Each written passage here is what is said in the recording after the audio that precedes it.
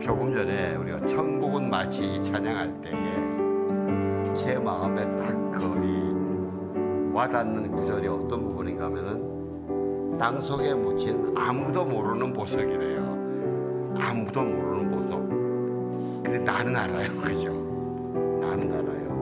그래서 내가 알기 때문에 돌아가서 집 팔고 땅 팔고 냉장고 팔죠. 이런 제가 기도하는 마음으로 하나님, 그렇습니다. 하나님과 함께 소유하는 그 보석은, 그 보물은 다른 사람은 모릅니다. 나와 주님만 압니다. 나와 주님만. 하나님, 그러세요. 우리 모든 사람이 이 보석이 얼마나 좋은지 모르면요, 집 팔고 땅도 안 팔고 냉장고도 팔아도 폐품 팔지 쓰는 건 안 팝니다. 이렇게 누구도 모르는, 나만 가지고 있는 이 보물을 우리 한 분 한 분에게 다 주세요.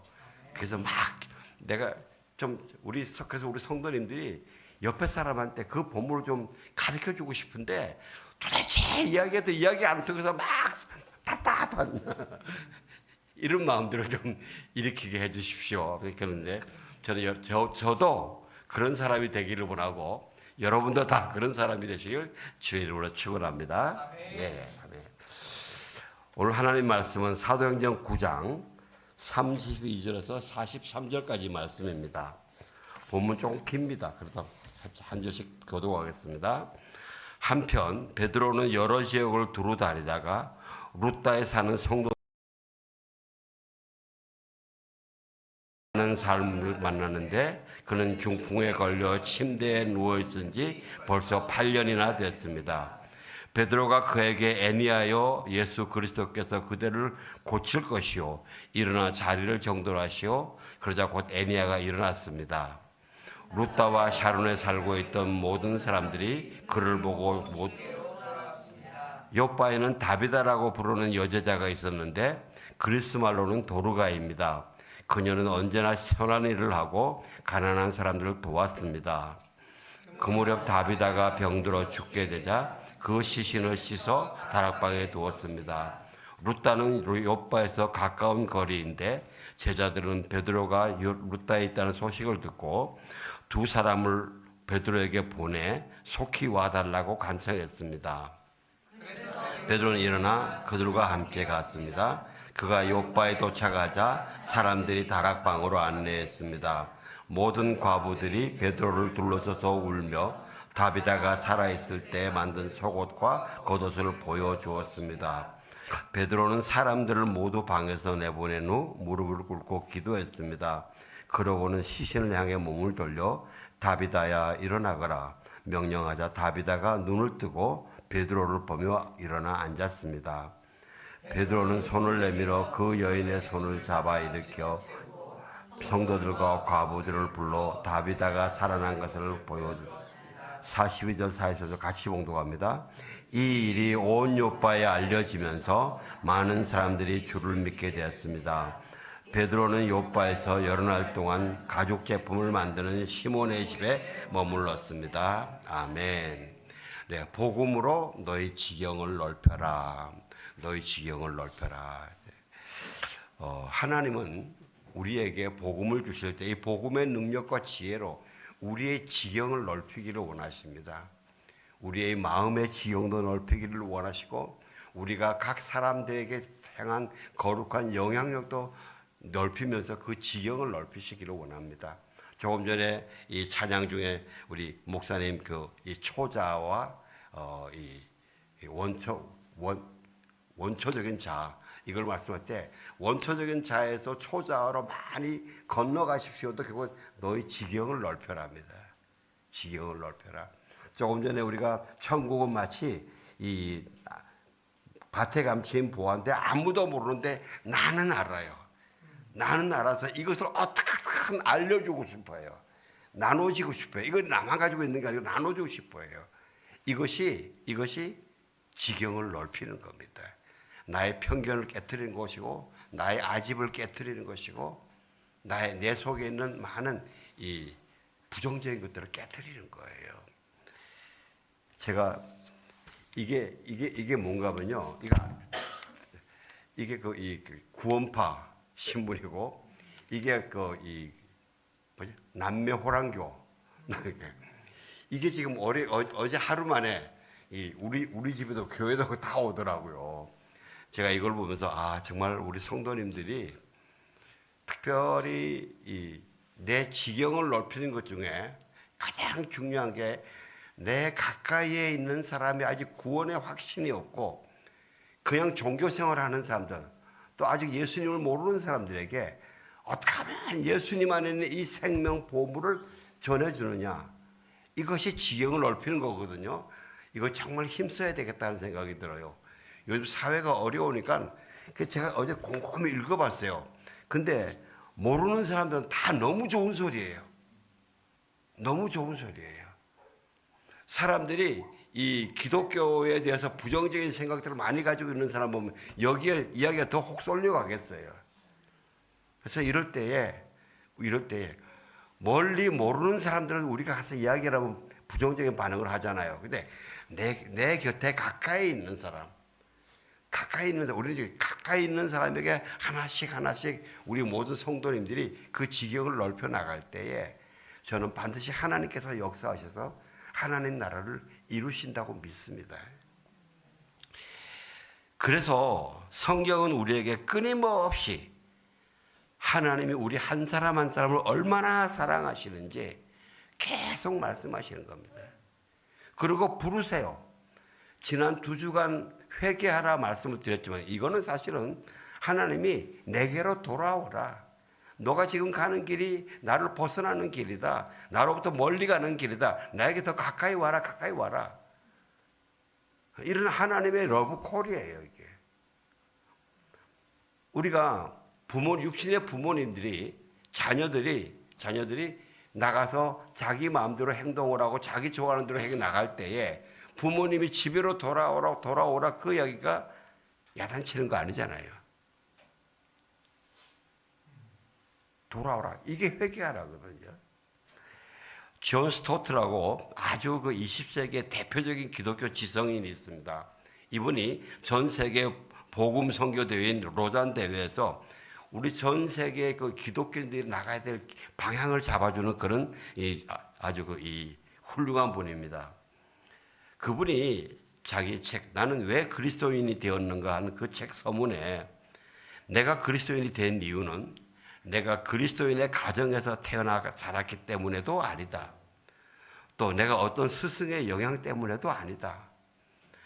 또 내 자신이 그리스도를 영접해야겠다는 무슨 결단 때문도 아니다. 내가 그리스도인이 된 이유는 세 개를 드는데 첫째는 천국의 사냥개 때문이다. 천국의 사냥개. 그다음 두 번째는 예수님만 진리임을 확신했기 때문이다. 그 다음에 세 번째는 예수님의 십자가만이 유일한 길이요 진리요 생명이다. 존 스토트가 그리스도의 십자가라는 책을 썼는데요. 이 책은 아마 앞으로도 이 십자가에 대한 아주 훌륭한 고전이 될 거라고 저는 믿습니다. 저도 여러분들도 한번 이 십자가에 대해서 이분만큼 깊게 통달한 분이 별로 없어요. 한번 책을 한 권 가지시고 한번 작정을 하시고 한번 읽어보시면 좋겠습니다.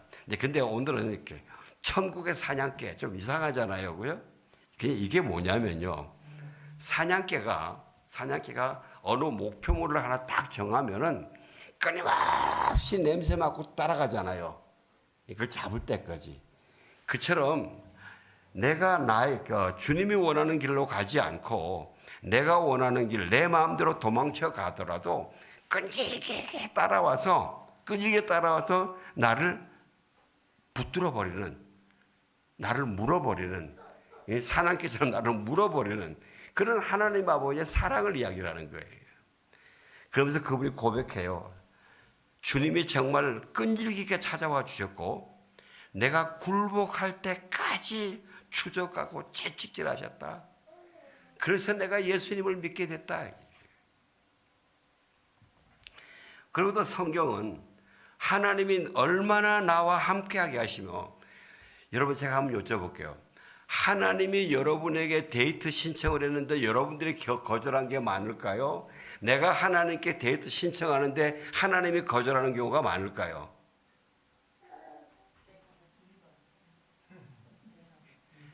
예, 우리가 예수님 거절하는 게 엄청 많아요. 예? 주님이 얘야 너 동훈아 너하고 나 이야기 좀 하자. 주님 나 지금 바빠요. 예. 임마누엘 하나님. 이사야에서 보면요, 이사야 7장에서 이미 임마누엘 하나님이 예언하십니다. 예수님이 이 땅에 육신으로 오시기 600년 전에 뭐로 약속하십니다. 그리고 마태복음 28장에 보면요, 예수님이 이 땅에 오셔서 그 공생의 생활을 다 마치시고 이제는 하늘로 올라가시면서 마지막 명령 때에 그럽니다. 내가 너에게 분부한 모든 것을 가르쳐 지키게 하라. 볼지어다 내가 세상 끝날까지 항상 함께하리라. 임마누엘이에요. 여기서도 끝나지 않고요. 계시록 3장에 보면 그럽니다. 볼지어다 내가 문 밖에 서서 두드리노니 누구든지 내 음성을 듣고 문을 열면 내가 그에게로 들어가 그와 더불어 먹어. 그는 나와 더불어 먹으리라. 이기는 그에게는 내가 내 보좌에 함께 앉게 하여 주기를 내가 이기고 아버지 보좌에 함께 있는 것이 할 것이다. 임마누엘이다. 영원히 함께 할 것이다. 사랑하는 성도 여러분, 여러분의 심령 속에 지금 그 임마누엘 하나님이 예수님이 하나님으로 계시다는 것을 확실히 믿으시길 바랍니다. 이거 놓치지 마세요. 이거 보물이에요. 이거 보물이에요.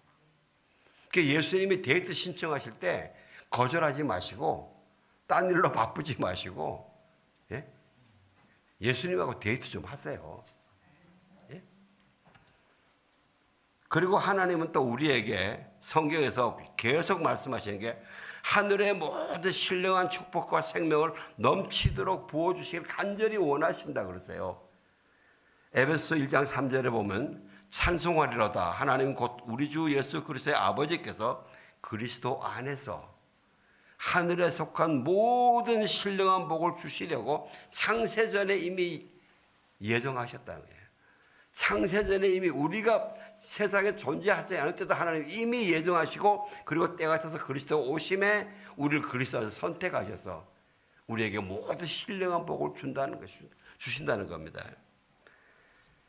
이렇게 하나님의 때가 참으로 2000년 전에 예수님이 성육신하고 오시고 십자가를 지시고 또 공생의 때 가르치시고 기적을 행하시고 했던 그 모든, 그것도 십자가에서 고난 당하시고 죽으시고 부활하셔서 하늘로 가시면서 성령을 주시고 말씀을 주시고 보혈의 능력을 주시고 이 모든 것이 우리에게 주신 복이라는 거예요. 신령한 복이라는 거예요. 그러니까요, 이거 하나하나를 그냥 건성으로 지나가지 마시기 바랍니다. 이 하나하나가 얼마나 소중한지 모릅니다. 이게. 우리가 마치 어떤 사람이 나에게 아무리 소중한 보물을 줘도 내가 그게 소중한지 모르면 그게 나한테 보물이 안 돼요. 나에게 주신 분처럼 나도 그걸 소중히 여기고 갖고야 이게 내 보물이 되고 내 지혜가 되고 내 힘이 되고 능력이 되는 거예요.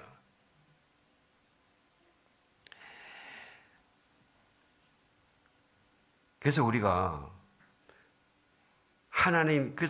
그리고서는 하나님께서 우리에게 그 모든 것의 보증으로 약속의 성령으로 인치셨다. 약속의 성령으로. 여러분 내 속에 성령님 계세요? 예, 이 성령님이 약속의 보증이라는 거예요. 하나님의 신령한 축복의 모든 보증이라는 거예요. 그러니까 우리가 이 성령을 무시하면 안 돼요. 굉장히 존중하게 생각해야 돼요.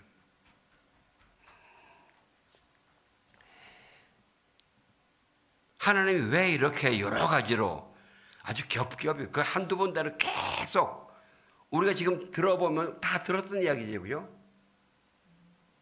왜 그래도 계속 말씀하실까? 요한복음 13장에 보면 예수님이 잡히시던 밤에 이런 말씀하십니다.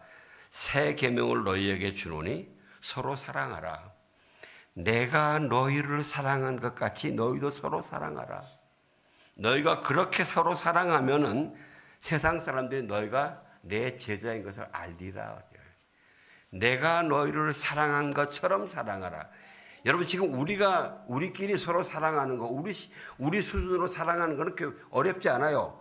화나면 미워버리고, 화나면 안 만나버리면 되고, 나에게 좋으면 만나면 돼요.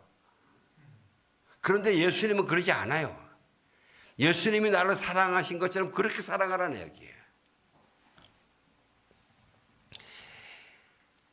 그래서 우리는 예수님의 성육신이나 좀 전에 말씀드린 공생의 가르침 그 모든 것들을요, 우리가 꼼꼼히 묵상을 해야 돼요. 소중히 여겨야 돼요.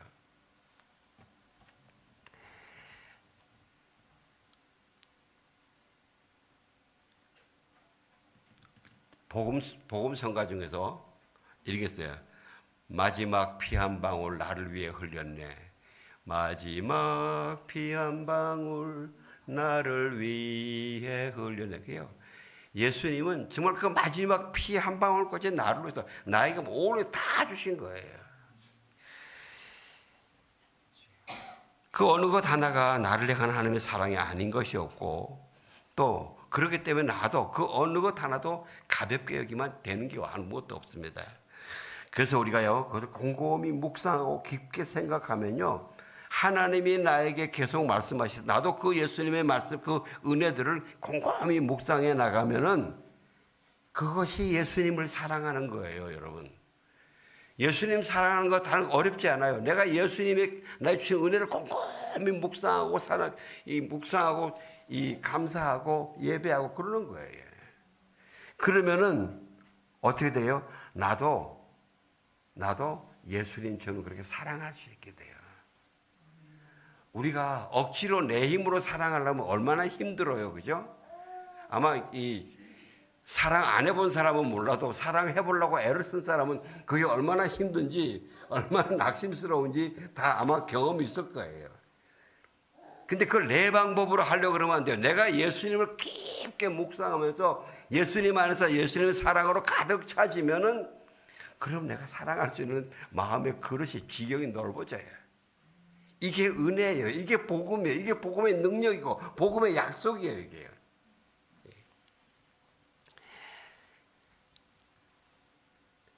이렇게 예수님을 곰곰이 묵상하고 깊게 생각하면 내 속사람이 예수님의 사랑으로 가득 차지면서 가득 찬 만큼 다른 사람을 포용하고 기다려주고 신뢰할 수 있는 나의 사랑의 이 캐파시티, 이 그릇이 커지는 겁니다. 이것이 복음으로 나의 지경을 넓히는 거예요. 이게. 여러분, 우리가 지금 지난 금요일 날 기도회 때 우리 전 목사님께서 기도 인도하시면서 이스라엘과 팔레스타인 사이에 하나님의 나라, 하나님의 평강이, 하나님의 뜻이 이루어지게 해달라고 기도하셨는데, 맞아요. 우리는 그렇게 기도해야 돼요. 지금 우리 주변에 보면은 아주 이 언론들도 아주 팔레스타인과 하마스만 지지하고 그들만 불쌍하다고 하는 전 세계 여론, 우리나라 언론은 전부 다 그러고 있어요. 그리고 어떤 사람들은 이스라엘이 하나님 편 아니겠느냐? 그 가나안 땅이 하나님 주신, 이스라엘 주신 땅 아니냐? 우리는 그렇게 생각하면 안 됩니다. 우리는 하나님 이 속에서 하나님의 뜻이 이루어지게 하시오. 하나님의 뜻이. 여호수아서 5장 보면요, 이스라엘 백성들이 이제 이 하나님의 명령을 따라서 가나안에 전쟁하러 올라가려고 합니다. 올라갈 때, 그런데 여호수아 앞에 한 장군이 칼을 들고 서 있어요. 이렇게 여호수아가 질문합니다. 너는 우리 편이냐, 아니면 우리 적군의 편이냐? 이렇게 여호수아가 우리는 지금 여호와 하나님의 명령 따라 가나안 정복 소재에 가기 때문에 우리는 당연히 하나님이 우리 편이다 생각해요. 당연히. 그런데 그 장군은 그래요. 아니다. 나는 여호와의 군대 대장으로 지금 왔다. 네 편, 내 편 아니다. 나는 여호와 하나님의 편이다 말이죠. 여호와의 편이다. 그렇게 여호수아가 얼굴을 땅에 대고 엎드려요. 내 주여, 종에게 무슨 말씀하시겠습니까? 했더니 군대 대장이 내 발에서 신을 벗어라. 내가 선 곳은 거룩한 곳이다. 하나님의 모세를 부르실 때처럼 그렇게 하시는 거예요. 여호수아, 이 군대 장관의 말씀은 뭐냐면, 여호수아야, 내가 진정한 하나님의 편이 되어라. 네가 하나님이 네 편이라고 오해하지 말고 네가 하나님 편이 되어라 말이지. 여호수아가 그대로 하는데요. 여러분, 하나님 보시기에는요, 모두 다 한 민족이에요. 한 뿌리예요. 형제예요. 자매예요. 형제죠. 여러분, 마태복음에서 보면은, 마태복음에서 마태는 유대인 관점을 썼잖아요. 예수님의 족보를 아브라함에서부터 시작해요. 근데 누가복음에 보면 누가는 이방인이거든요. 누가는 예수님의 족보를 거꾸로 올라가서 끝으로 어디 하나님까지 올라가요. 우리가 다 하나님의 자손이라는 거죠.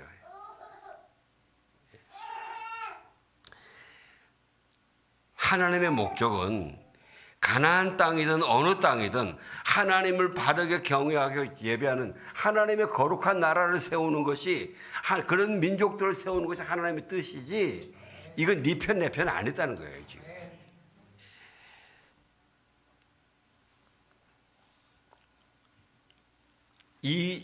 이 진리를 참 아브라함 링컨은 바르게 알았어요. 남북 전쟁 때에 남쪽은 노예 제도를 하지 않습니까? 그러니까 남북 전쟁 때 아브라함 링컨 대통령이 이 강요들을 모아서 중보 기도해야 돼. 우리 전쟁을 위해서 기도하자. 그때 한 장관이 그랬어요. 각하, 우리는 이 노예 제도를 반대하고, 그러니까 우리의 명분이 하나님께 맞지 않습니까? 그러니까 하나님은 우리 편입니다. 우리가 반드시 이깁니다. 그랬더니 링컨이 아닙니다. 하나님이 우리 편 되어달라고 기도하지 말고 우리가 하나님 편 되게 해달라고 기도합시다. 내가 하나님 편 되게. 오늘 본문은 하나님이 선교 여행을 통해서 베드로의 이 지경을 넓히는 장면입니다. 베드로 안에 있는 편견을 깨트리고 베드로 안에 있는 이 마음의 벽들을 깨트리는 이 장면 내용들입니다. 그 고집을 깨트리는데, 여러분 아시다시피 사도행전 1장 8절에서 예수님이 명령하셨죠. 오직 성령이 너희에게 임하시면 너희가 권능을 받고 예루살렘과 온 유대와 사마리아와 땅끝까지 이르러 내 증인이 되라. 땅끝까지, 예수님은 땅끝까지 이르러 모든 민족에게 내 복음을 전하라를 증거하라는데, 유대인들은 땅끝까지 가서 흩어진 유대인들, 그들에게 복음을 전하라, 이렇게 이 정도로 자기 의견을 생각을 하고 있는 거예요.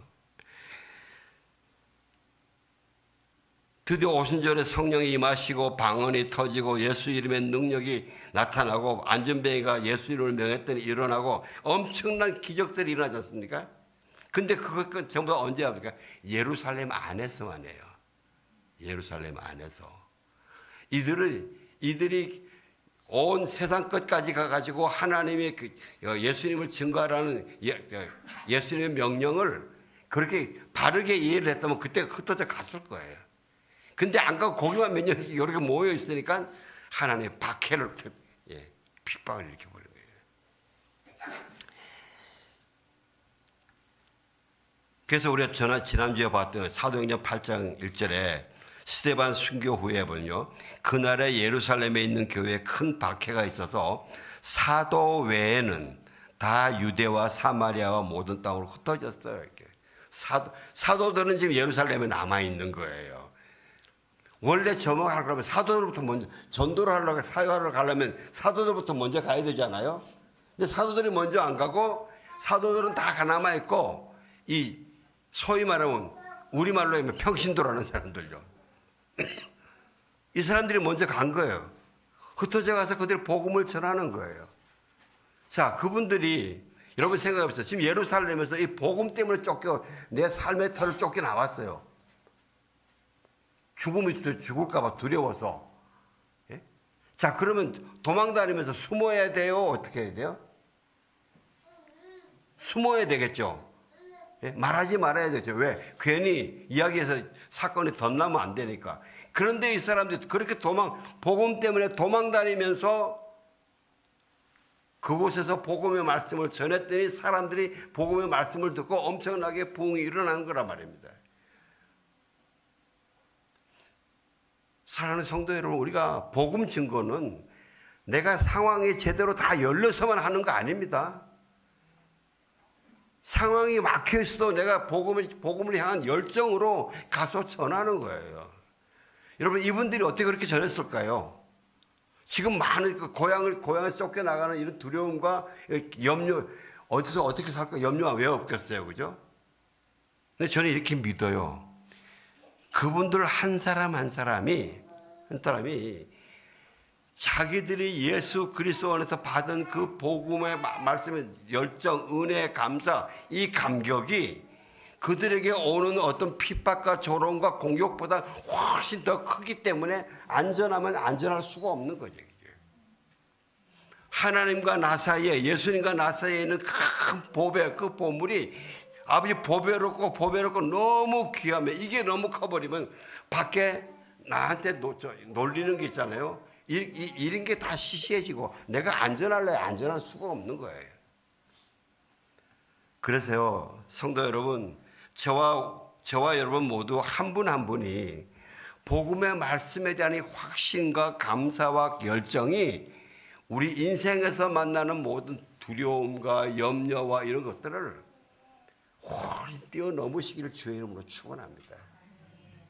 이것이 복음의 능력으로 사는 겁니다.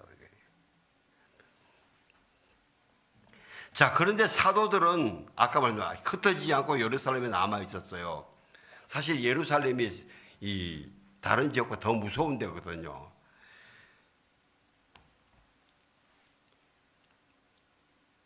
왜 그 사람이 거기 남아 있을까요? 저는 사도들이 예수님을 향한 사랑과 믿음과 헌신이 더 큰 것도 이유가 있지만은 사도들마저도 메시아는 유대인에게 오는 것이다. 이방인에게는 안 오는 것이다. 이 몇천 년 동안 생각했던 이 메시아 선민 사상이 많이 굳어 있었기 때문이라고 저는 믿어요. 예수님은 성령의 임하시면 예루살렘과 온 유대와 사마리아 땅끝까지 가라고 명령했는데 그 지역까지 가서 흩어진 하나님의 백성 유대인들에게만 전하라고 이렇게 생각을 하고 있는 거예요. 그러니까 사도행전 8장에 보면요, 흩어진 사람들이 평신도들이 가서 곳곳에 복음의 말씀을 전하니까 막 복음의 부흥이 일어나거든요. 이렇게 예루살렘에 있는 사도들이 놀래요. 이게 무슨 일이냐? 아니, 그 사람들은 도대체 복음을 가치도 없는 사람인데, 자격도 없는 사람인데, 여호와 하나님도 제대로 섬기지 않는 사람인데, 우리처럼 열심히 믿는 사람도 아닌데 거기에 어떻게 복음이 들어가냐 말이야. 하나님의 말씀이 들어가냐.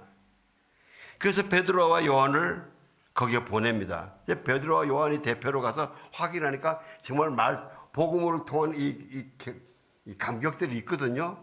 거기서 베드로와 요한이 그들을 위해서 성령 세례를 받기 위해서 기도합니다. 그랬더니 성령 세례가 막 임해요. 제가 궁금한 게 하나 있어요. 아니, 하나님은 그 빌립이나 오늘날은 우리가 가서 막 복음 전하면은 우리 평신도 가서 기도해도 성령 세례 막 임하잖아요. 근데 왜 이 빌립이 가서 복음을 전하고 그들 할 때 그때 성령 세례 아예 주시지? 왜 그럼 안 주시고 이랬다가 이 사도 베드로와 요한이 와서 기도하니까 그때 성령을 주시는 거예요. 저는 이때까지 베드로와 요한은 역시 사도니까 그러니까 아무래도 이 성도들보다 영적인 능력이 더 크겠지. 그렇게 생각했는데, 근데 이게 착각인 거예요. 왜? 성령 세례는 예수님이 주권으로 주시는 거지, 내가 기도하는 사람들의 영적인 능력이 커서 하는 게 아니거든요. 이게. 왜 예수님이 그러면은 그 빌립이 복음을 전할 때 그때 아예 주는 게 왕창 성령 세례가 주어버리시지. 왜 그때 안 주시냐. 그게 제 마음 가운데 드는 건, 하나님께서 이 베드로와 요한 이 마음속에 있는 이 편견, 이 고집 덩어리 이런 것들이 그냥 말로 해서는 잘 안 되니까 먼저 사건 터트려 놓고 니네들도 와서 봐라. 니네들 기도해라. 그때 성령을 부어주시니까 진짜 하나님의 백성들이잖아요. 이렇게 베드로와 요한이 이 자기 안에 있는 유대인의 선민사상 벽들이 깨어지고 있는 거죠. 이 편견들이, 고집들이.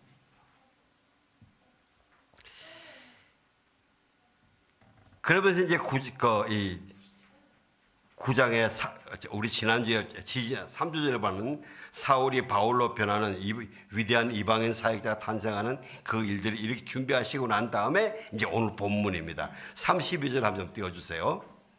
같이 봉독합시다. 시작.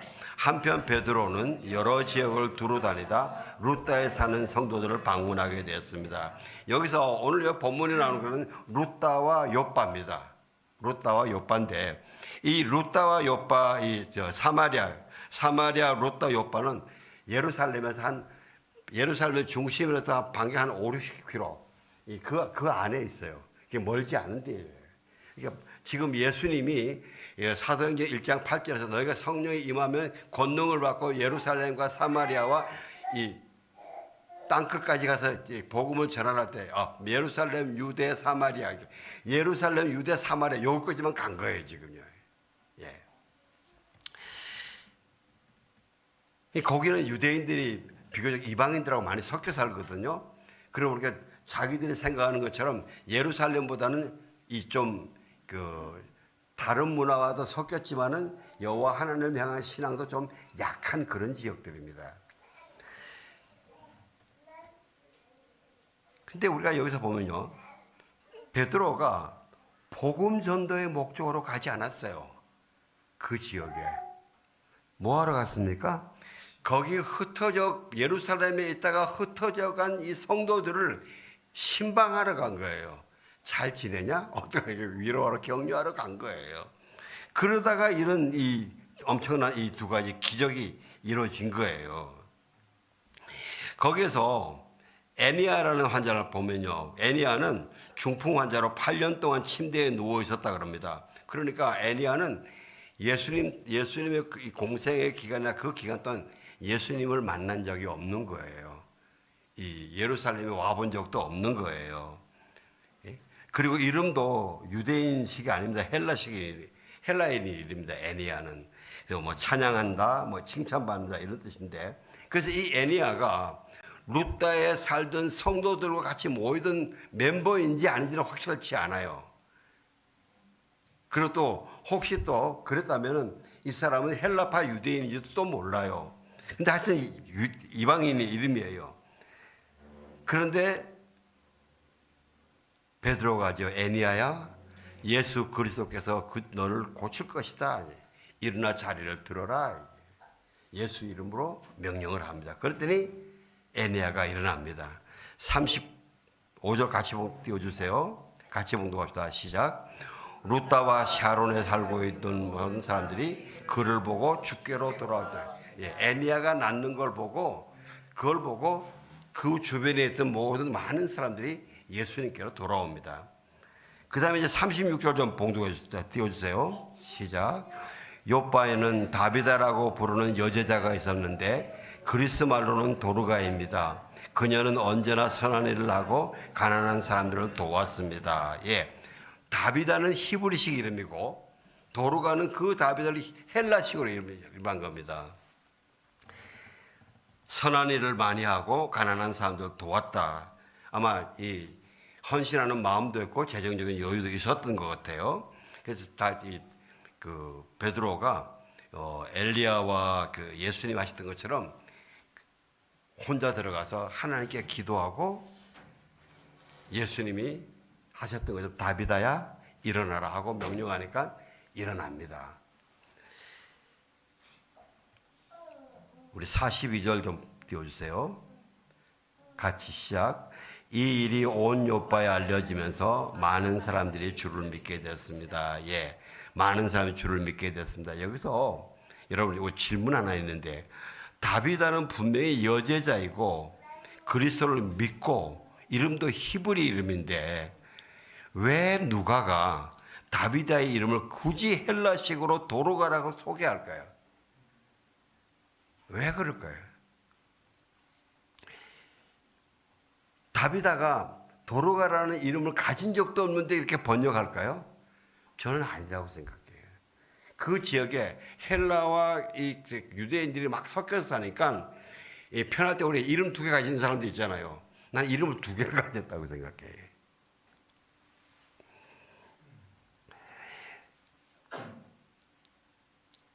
누가는 성경의 저자 중에서 유일하게 이방인입니다. 헬라인입니다. 다른 모든 성경은 저자가 유대인입니다. 근데 누가만이 이방인입니다. 그래서 누가의 가장 큰 관심 중에 하나가 뭐냐면요, 예수 그리스도의 이 복음이 어떻게 차별 없이 온 세상에 전하느냐, 이게 관심이에요. 그래서 누가복음에서 예수님의 족보를 찾아 올라갈 때도 끝머리까지 올라가서 하나님까지 간 거예요. 우리는 다 하나님의 자손이다 말이지. 마태는 아브라함의 자손이다 뭐 이야기했지. 여기서 우리가 가슴에 새겨될 2가지는요, 그리스도인의 삶에, 여러분, 저와 여러분의 삶에 사람의 영혼을 구원하고 하나님의 영광이 중심 갖추면은 하나님이 기적을 행해 주십니다.